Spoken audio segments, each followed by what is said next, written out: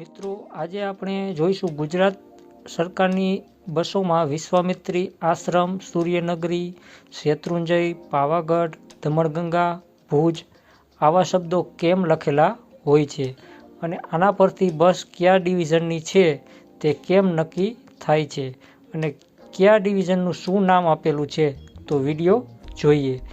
ગુજરાતમાં સરકારી બસોને જીએસઆરટીસી ઓપરેટ કરે છે। તેનું પૂરું નામ Gujarat state road transport corporation છે। જીએસઆરટીસીના ગુજરાતમાં 16 ડિવિઝન એટલે કે વિભાગ આવેલા છે। જીએસઆરટીસી એ બધા જ વિભાગોની બસો પર અલગ અલગ નામ લખ્યા છે, જે આ મુજબ છે। અમદાવાદ વિભાગની બસ પર આશ્રમ નામ લખેલું હોય છે।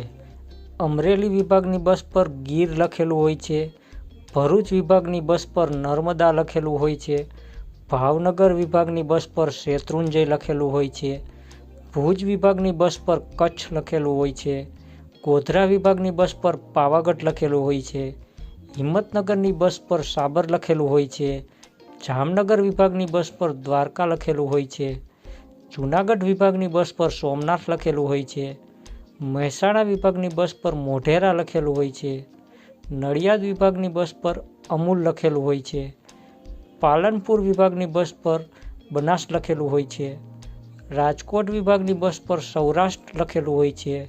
સુરત વિભાગની બસ પર સૂર્યનગરી લખેલું હોય છે।